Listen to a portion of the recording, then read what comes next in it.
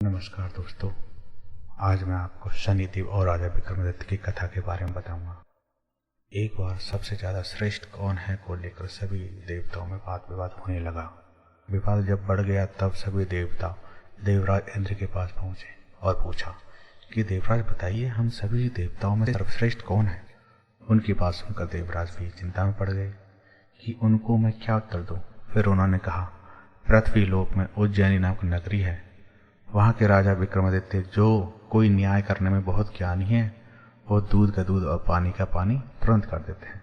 आप उनके पास जाइए और वो आपकी शंका को समाधान कर देंगे। सभी देवता देवराज इंद्र की बात मानकर विक्रमादित्य के पास पहुंचे और उनको अपनी बात बताई। तो विक्रमादित्य ने अलग अलग धातुओं सोना, तांबा, कांस्य, चंडी आदि के आसन बनवाए और सभी को एक के साथ एक रखने को कहा और सभी देवताओं को उन पर बैठने को कहा। इसके बाद राजा ने कहा, फैसला हो गया है, जो सबसे आगे बैठे हैं वो सबसे ज्यादा श्रेष्ठ हैं। इस हिसाब से शनिदेव सबसे पीछे बैठे थे। राजा की यह बात सुनकर शनिदेव बहुत ही क्रोधित हुए और राजा को बोला, तुमने मेरा घोर अपमान किया है, जिसका दंड तुम्हें भुगतना पड़ेगा। उसके बाद सभी देवता वहां से चले गए, लेकिन शनिदेव अपने अपमान को भूल नहीं पाए थे और वो राजा विक्रमादित्य को दंड देना चाहते थे। एक बार शनिदेव घोड़े के व्यापारी का रूप धरकर राजा के पास पहुंचे। राजा को घोड़ा बहुत पसंद आया और उन्होंने वो घोड़ा खरीद लिया।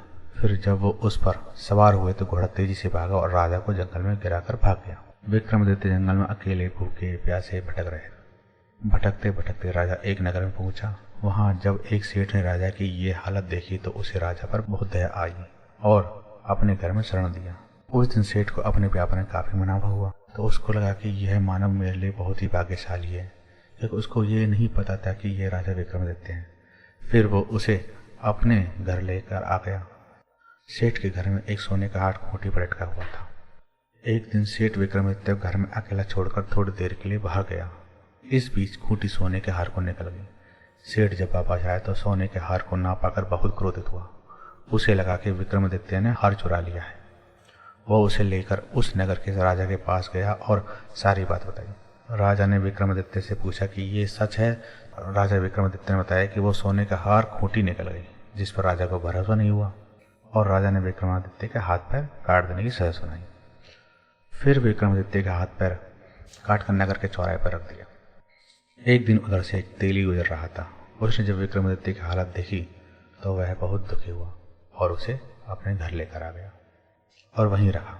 एक दिन राजा विक्रमादित्य मल्हार गा रहे थे और उसी रास्ते से उस नगर की राजकुमारी जा रही थी। उसने जब मल्हार की आवाज सुनी तो वो आवाज का पीछा करते विक्रमादित्य के पास पहुंची और उसकी यह हालत देखी तो बहुत दुखी हुई और अपने महल जाकर पिता से विक्रमादित्य से शादी करने के लिए जिद करने लगी। राजा पहले तो बहुत क्रोधित हुए, फिर बेटी की जिद के आगे झुककर दोनों का विवाह कराया। तब तक विक्रमादित्य का साढ़े साथी का प्रकोप भी खत्म हो गया था। फिर एक दिन शनिदेव विक्रमादित्य के स्वप्न में आए और बताया कि यह सारी घटना उनके क्रोध के कारण हुई। फिर राजा ने कहा, हे प्रभु, आपने जितना कष्ट मुझे दिया उतना किसी को ना देना। तो शनिदेव ने कहा, जो शुद्ध मन से मेरी पूजा करेगा, शनिवार का व्रत रखेगा, वो हमेशा मेरी कृपा का पात्र रहेगा। फिर जब सुबह हुई तो राजा के हाथ पैर वापस आ गए थे। राजकुमार ने यह देखा और बहुत प्रसन्न हुई। फिर राजा और रानी उज्जैनी नगरी आए और नगर में घोषणा करवाई कि शनिदेव सबसे श्रेष्ठ हैं।